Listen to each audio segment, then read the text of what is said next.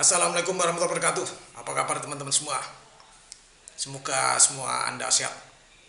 Barusan saya melihat video dari Berita Surakarta. Ini videonya. Jadi saya itu diminta ketemu Pak Rosan di tengah-tengah pergolakan ini mau menuju ke sini. Pak Rosan minta saya gabung di 02. Saya sampaikan Pak Rosan, kenapa saya mesti gabung 02? Saya ini akademisi, saya ada di mana-mana. Toh saya bantu Pak Prabowo minta apa nih untuk bikin roadmap pertahanan kalau jadi presiden. Saya di tim itu Pak. Oke. Lalu dia bilang nggak bisa, harusnya Mbak Koni lebih clear, pakai baju biru muda masuk. Saya bilang sebentar, sebelum saya bilang apa dulu, saya mau tanya, emang Pak Prabowo ini bakal jadi presiden berapa lama? Ini nyampaikan Pak Rosan loh, duta besar kita mantan di Amerika. Jadi rencananya 2 tahun. 3 tahun berikutnya diikuti oleh Gibran. Saya langsung bangun, sebentar Pak Rosan. Jadi akan 2 tahun, lalu langsung diganti oleh Gibran. Pertanyaan gua bodoh aja nih.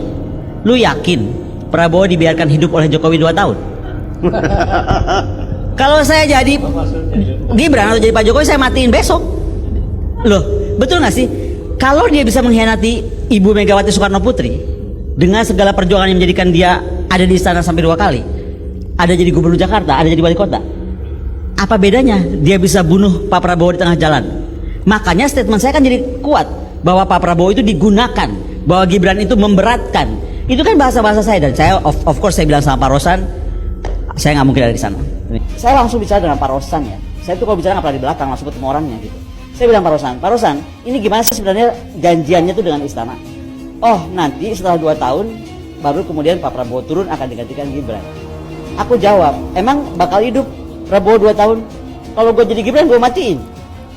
Cepet dia jadi presidennya.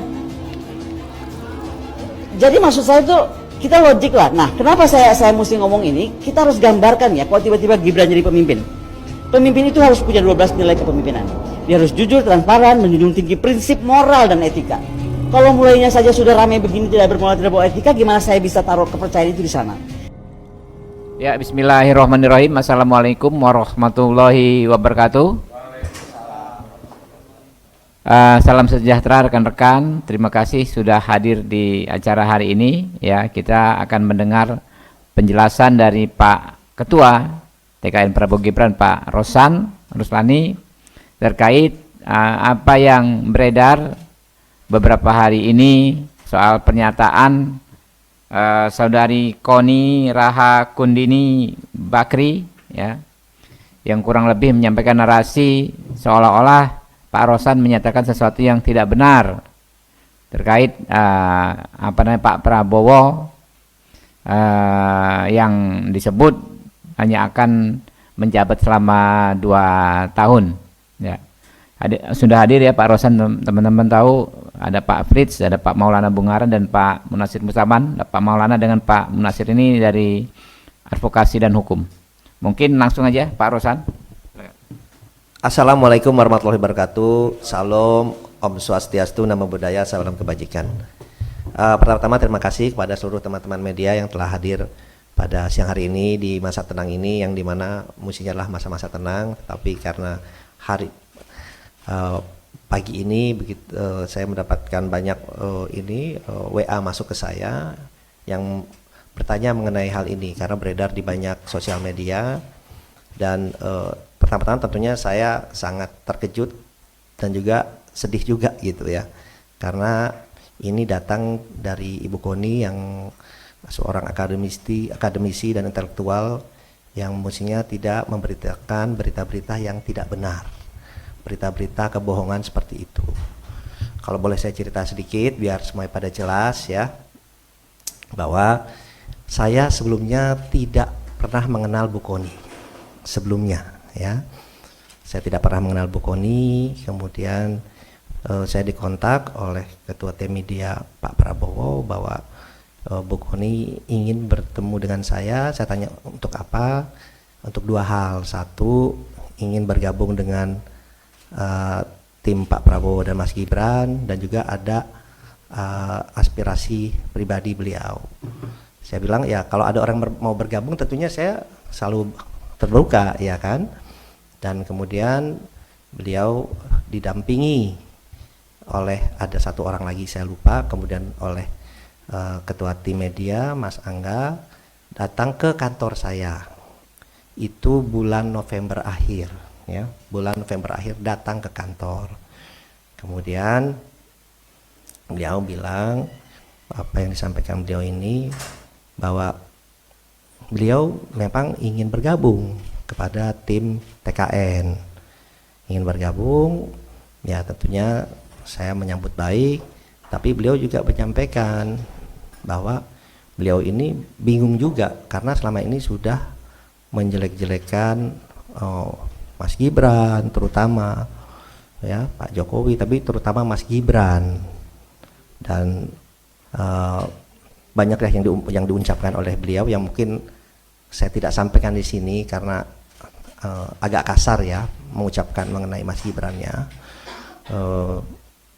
Dan kemudian beliau saya bilang ya kalau mau bergabung ya udah Ibu deklarasi saja, kemudian bekerja yang baik untuk tim kami. Beliau ini bingung, dia bilang waduh saya udah sering ngejelekin Gibran, dia bilang gini deh, saya liburan ke Eropa dulu 1-2 minggu ini, liburan 1-2 minggu ini, kemudian saya akan kembali dan saya akan deklarasi, akan join, gabung lah, dia bilang. Tapi saya mesti mikirin alasannya nih, exitnya, beliau bilang lebih tepat, exitnya, alasannya, karena selama ini saya kan udah ngejelek-jelekin, biar kelihatan bagus alasan saya. Ya Ibu pikirkan saja, silahkan, saya bilang gitu. Dia bilang oke, dan beliau Ibu Koni juga mau ketemu Mas Gibran. Saya bilang ya kalau Ibu sudah menyatakan dukungan ya oke, nanti saya atur ketemu dengan Mas Gibran, dan saya sempat sampaikan juga itu ke Mas Gibran. Oke, itu yang pertama. Kedua, pernyataan yang 2 tahun itu bukan datang dari saya gitu. Beliau menyatakan ini gimana kok sudah 2 tahun, atau mungkin lebih cepat kalau ini pernyataan beliau ya, kalau tiba-tiba Pak Prabowo, kalau saya ini orang intelijen, saya bilang bisa aja Pak Prabowo diracun, dia bilang gitu, bisa lebih cepat. Itu gimana? Saya bilang Bu, udah hitungan itu tidak pantas ya, udahlah itu Bu, jangan kita sih tidak ada pikiran seperti itulah, janganlah gitu. Ini pernyataan beliau gitu, bukan pernyataan saya.